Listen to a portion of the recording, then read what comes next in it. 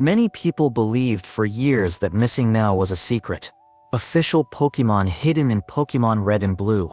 But that's a lie. Missing No, which stands for missing number, is actually a glitch, a programming error in the game. It appears when the game tries to access data for a Pokémon that doesn't exist or isn't on the official list. This happens because of a flaw in the logic of how data is loaded into memory. The most famous encounter with Missing No occurs after talking to the old man in Viridian City, flying to Cinnabar Island, and swimming off the coast. This exploits a loophole in the wild Pokémon encounter system. When you encounter Missing No, it can mess up your graphics, corrupt your game, or even duplicate items like the Master Ball or rare candy. This has fueled the myth that it was a mysterious intentional Pokémon, perhaps even a secret or legendary type. But the truth is that the developers never intended for it to exist. It only appeared because of the technical limitations of the games at the time. Therefore, Missing No is not official, has no entry in the Pokédex, and is not part of the true lore of the Pokémon world. It is just a code error that has become a legend among fans. During the 90s, shortly after the release of Pokémon Red and Blue, a rumor emerged among gamers: the existence of a secret Pokémon called Pika-Blue. It would be a sort of evolution of Pikachu, with a blue appearance and aquatic powers. This rumor gained strength because, at the time, images of Marill began to circulate even before the release of the second generation, Pokémon Gold and Silver. Since Marill had ears similar to Pikachu's and was blue, many people believed that it was a hidden type or a new form of Pikachu in the first generation games. But this is false. Pika-Blue never existed as an official Pokémon in the first generation. Marill is a Pokémon from the second generation, officially introduced in Gold and Silver. It was never present in Red and Blue, and there is no code, event, or legitimate way to capture it in these games. The confusion came from the lack of information at the time, and the mystery that Nintendo kept about the new Pokémon. So Pika-Blue was nothing more than a nickname given by fans to a yet-to-be-revealed Pokémon, Marill, and which ended up becoming one of the biggest false legends in the Pokémon universe. In the first generation of Pokémon games, many people believed that if you completed the Pokédex by capturing all 150 available Pokémon, Professor Oak would give you Mew as a reward. This idea made sense to players, since Mew was Pokémon number 151, and was known for being rare and mysterious. However, this story is false.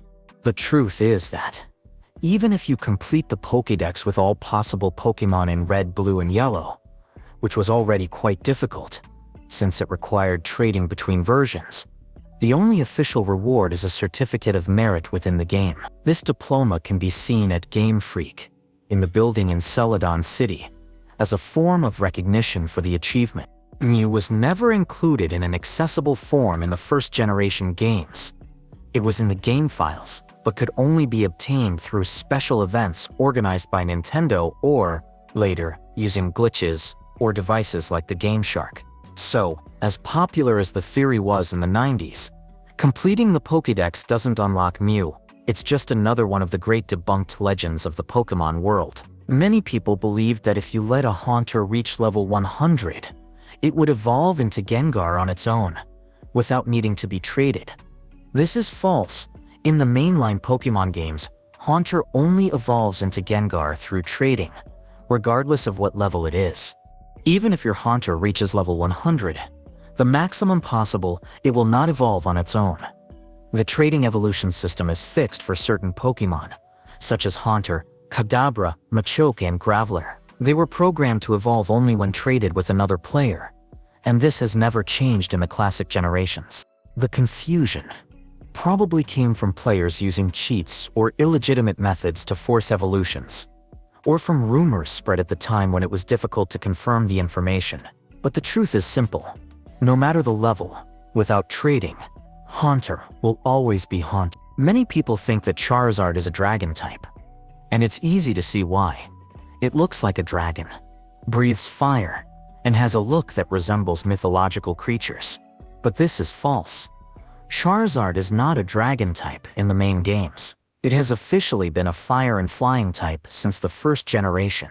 This mistake is common, especially among newer players or those who haven't analyzed Charizard's technical sheet in the games. Even though it can fight dragons, use fire attacks, and have an imposing appearance. It doesn't receive the defensive or offensive bonuses of the dragon type, which also makes it more vulnerable to rock-type attacks because of its flying type. The only exception is in Mega Evolution X, introduced in the 6th generation Pokémon XY, in which Charizard gains the Fire Dragon type temporarily, but this only happens if you have the specific Mega Stone and activate it during the battle. Aside from that, in the main games, Charizard has never been a Dragon type, despite its appearance saying otherwise. It's a classic example of how visuals don't always match typing mechanics in the Pokémon world. During the Pokémon Emerald era, there was a rumor that it was possible to travel to the moon in the game. The theory was that if you completed certain tasks, such as winning the league enough times, or getting a certain number of wins in the battle tower, the rocket at the Moss Deep Space Center would take off and you could travel to the moon to capture Deoxys, or even Jirachi. This myth was fueled by the fact that the game actually has a space center in Moss Deep, with NPCs who talk about rocket launches and flight counts. This created the expectation that there was something hidden there, perhaps a secret event or a space mission, but neither of these things are true. In practice, there is no way to travel to the moon in Pokémon Emerald, nor is there any area accessible by rocket. This was all a fan rumor, based on random observations, and a desire for something beyond what the game actually offered. Deoxys, for example, could only be accessed through an event with a special item, the Aurora ticket, which took you to Birth Island, nothing to do with the moon. So, as cool as the theory was, the truth is simple. The moon was never available in the game. It was just another one of the many myths that arose at the time. There's a long-standing rumor that at some point in the main Pokémon games, you could become a gym leader after winning the Pokémon League. Many people believe that after becoming the champion, the next step would be to open your own gym, choose your favorite Pokémon, create challenges, and receive challengers. But this idea, as interesting as it may seem, has never been true. In no main game in the franchise does the player have the actual option of becoming a gym leader. Even after beating the Elite Four in the Champion, the most you do is continue exploring, completing the Pokédex, or facing trainers in extra battles, such as in the Battle Tower or the Battle Frontier. But creating your gym, customizing a fixed team, and assuming the role of leader, with challengers coming to you, has never been an official mechanic. Some spin-offs, like Pokémon Masters EX, touch on the idea of working alongside gym leaders. And in Pokémon Scarlet and Violet, there's a quest where you're part of a gym and participating in school events. But none of that comes close to being an actual gym leader. So becoming a gym leader has always been a fan dream, a concept that's never really been around since fandom or hacks. One of the most popular theories among fans of the Pokémon franchise is the idea that Ash Ketchum, the protagonist of the anime, is immortal or lives in an eternal cycle where time does not pass. This belief arose because, since the beginning of the series in 1997, Ash has continued to appear to be 10 years old, even after more than 1,000 episodes, several seasons, multiple regions, and countless experiences.